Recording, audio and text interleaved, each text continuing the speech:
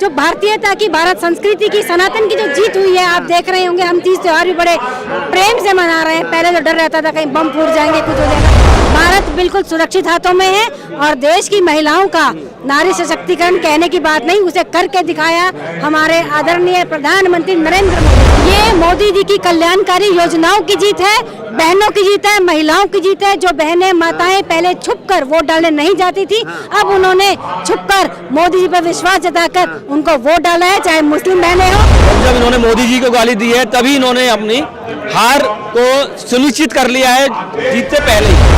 वैसे राहुल गांधी जी ने अपने एक बयान में, आपने सुना भी होगा, उनका बयान आया था जिसमें वो खुद ही एक्सेप्ट कर रहे थे कि हम तो राजस्थान भी हार रहे हैं, हम तो मध्य प्रदेश भी हार रहे हैं। बाद में उन्होंने फिर उसको ठीक किया, लेकिन वो पहले एक्सेप्ट कर चुके थे कि हाँ, हम लोग राजस्थान, मध्य प्रदेश और इन सब सीटों को हार रहे हैं। जो 370 धारा हटी है, हलाला जैसी दुष्प्रवृत्तियों को उनको खत्म किया है मोदी जी ने, तो अपनी बहनों का सम्मान को बढ़ाया है। उज्ज्वला हो, नए इज्जत घर देने का काम हो, ये सब मोदी जी के, लाडली योजना हो, सुकन्या योजना हो, ये सब। क्योंकि मोदी जी ने जो काम किया है, हम समझते हैं कि लोगों ने सोचा नहीं होगा कि इतना अच्छा काम देश में हो जाएगा। लेकिन जो राहुल गांधी ने प्रधानमंत्री मोदी को पनौती बोला है ना, तो मैं उस पर यह कहना चाहता हूँ कि राहुल गांधी खुद कांग्रेस पार्टी के लिए एक पनौती हैं और कांग्रेस पार्टी को राहुल गांधी का बहिष्कार करना चाहिए, नहीं तो कांग्रेस का अस्तित्व ही मिट जाएगा देश से।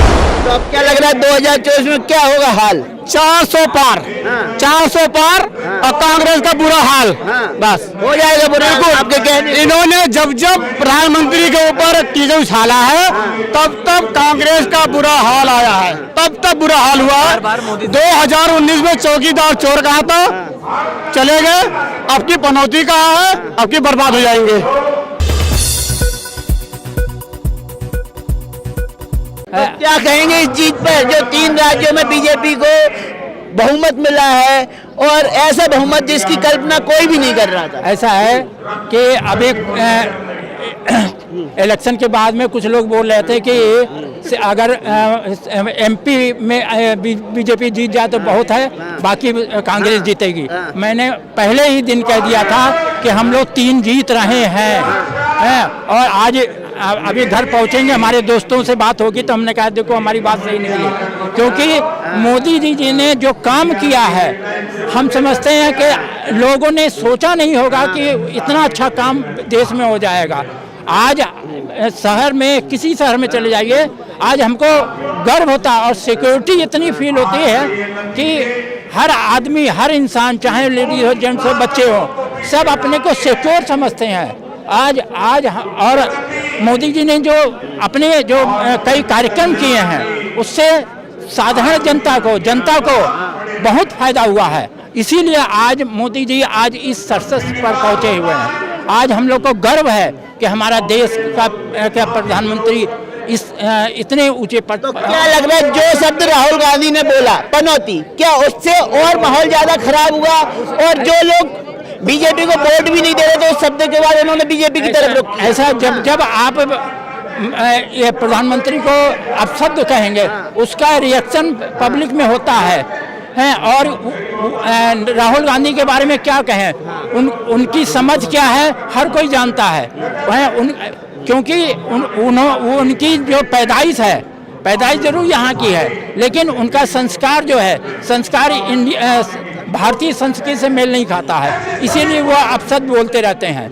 अभी जैसा मुझको जानकारी है कि ये इस 9 तारीख को वो 4-5 देशों की यात्रा करने वाले हैं। क्या अभी भी वो जाके अब इस देश के विषय में कुछ गलत शब्दों का इस्तेमाल करेंगे? अभी भी उनको समझ आ जानी चाहिए कि वो समय खत्म हो गया है। चलिए, धन्यवाद राय रखने के लिए, और भी हम आगे चल के बात करते हैं। आपने एक चीज़ देखी कि राहुल जी ने एक गठबंधन बनाया था, इंडिया जो गठबंधन बनाया, उस गठबंधन में मुझे बताइए उनका गठबंधन यहाँ कहाँ काम किया? चुनाव हुए हर राज्य में, सारे गठबंधन टूटे हुए दिखाई दिए, कोई उनका गठबंधन काम नहीं किया। और वो राहुल जी कम ही मुश्किल है कि जो कामयाब हो जाए, क्योंकि मोदी जी हैं तो मुमकिन है, और मोदी जी हैं तो ये इंडिया आगे बढ़ेगी। क्या कहेंगे? आज आप आई हुई हैं बीजेपी के जीत के उत्सव में शामिल होने के लिए, और पीछे मोदी जी मन की बात कर रहे हैं और हम आपके मन की बात सुनने के लिए यहाँ खड़े हुए हैं। जी खुशी है हमारे चेहरों पे, आप देख रहे हैं कितने लोग खुश हैं। आज हम आजाद भारत में, आतंक मुक्त भारत में, और जो भारतीयता की, भारत संस्कृति की, सनातन की जो जीत हुई है, आप देख रहे होंगे हम तीज त्योहार भी बड़े प्रेम से मना रहे हैं। पहले तो डर रहता था कहीं बम फूट जाएंगे, कुछ हो जाएगा।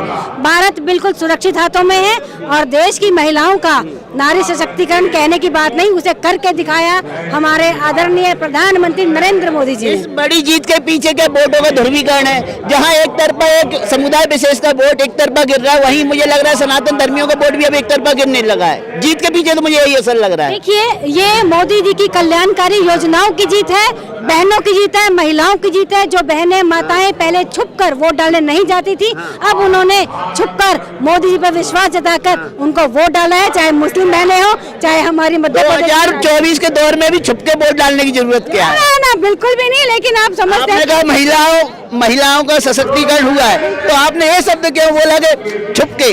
मैंने मुस्लिम अपनी बहनों के लिए बोला, क्योंकि उन्हें लोग ज्यादा दबाने की, उनका वोट जो है उसको तुष्टीकरण की राजनीति कहीं ना कहीं हो रही है, लेकिन उन्होंने भी मोदी जी को अपना भाई मान लिया है, और वो जानती है। कुछ समय बाद आप भी ये मान लेंगे, अब छुपके वोट डालने वाला समय चला गया है। बिल्कुल नहीं, जिस दिन महिलाएं खुलकर जो 370 धारा हटी है, हलाला जैसी दुष्प्रवृत्तियों को उनको खत्म किया है मोदी जी ने, तो अपनी बहनों का सम्मान को बढ़ाया है। उज्ज्वला हो, नए इज्जत घर देने का काम हो, ये सब मोदी जी के, लाडली योजना हो, सुकन्या योजना हो, ये सब महिलाओं को लेकर केंद्रित योजना है। तो मोदी जी का कार्य बता रहा है और आपकी भाषा शैली बता रही है और सिर पे बता स्वापा बता रहा है कि जीत का कितना असर है। बिल्कुल पूरा असर है। हम बहुत खुश हैं आजाद भारत में, खुशहाल भारत में, विकसित भारत में। मोदी है तो हर काम मुमकिन है।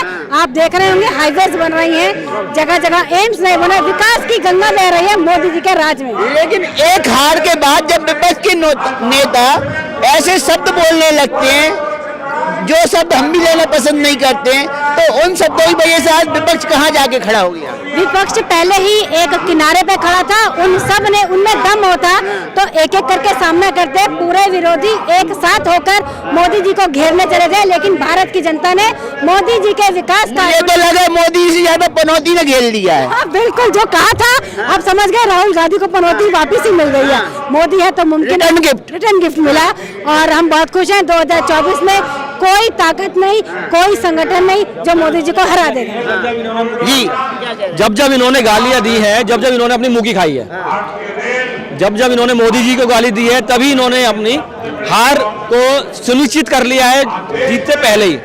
वैसे राहुल गांधी जी ने अपने एक बयान में, आपने सुना भी होगा, उनका बयान आया था जिसमें वो खुद ही एक्सेप्ट कर रहे थे कि हम तो राजस्थान भी हार रहे हैं, हम तो मध्य प्रदेश भी हार रहे हैं। बाद में उन्होंने फिर उसको ठीक किया, लेकिन वो पहले एक्सेप्ट कर चुके थे कि हाँ, हम लोग राजस्थान, मध्य प्रदेश और इन सब सीटों को हार रहे हैं। तो आपका क्या कहना है? भविष्य वक्ता भी राहुल गांधी को बन जाना चाहिए, जैसे कुली बन गए, लालू यादव के यहाँ जाके चिकन बनाना सीख रहे थे, ठीक है, बस ड्राइवर भी बन जाते हैं, कभी धान की रुपाई भी करते हैं, तो इस तरह भविष्य वक्ता भी बन जाना चाहिए क्या? देखो, जो लोग जमीन से काम करते हैं, जो नीचे से ऊपर उठ करके आते हैं, उनको किसी चीज को बनने की जरूरत नहीं पड़ती है। राहुल गांधी को बनने की जरूरत पड़ती है। कभी वो साइकिल चलाने लग जाते हैं, कभी वो रिक्शा चलाने लग जाते हैं। तो जो लोग चलाते हैं उनकी मजबूरियों को समझना जरूरी है, ना कि उनकी साइकिल और रिक्शा चलाने से कुछ नहीं होने वाला। उनके अंदर की बातों को समझना जरूरी है, जो चीज मोदी जी जानते हैं। तो आपको लग रहा है कि मोदी जी ने देशवासियों की मन की बात को पढ़ लिया, उनकी मजबूरियों को पढ़ लिया और उन पे काम हो रहा है? बिल्कुल काम हो रहा है। देश को आज सब कुछ मिल रहा है। 85 करोड़ लोगों को राशन मिल रहा है, और देश के लोगों को क्या चाहिए? लेकिन जो राहुल गांधी ने प्रधानमंत्री मोदी को पनौती बोला है ना, तो मैं उस पर यह कहना चाहता हूँ कि राहुल गांधी खुद कांग्रेस पार्टी के लिए एक पनौती हैं, और कांग्रेस पार्टी को राहुल गांधी का बहिष्कार करना चाहिए, नहीं तो कांग्रेस का अस्तित्व ही मिट जाएगा देश से। लेकिन कांग्रेस तो यही समझती है कि उसका अस्तित्व ही गांधी परिवार से।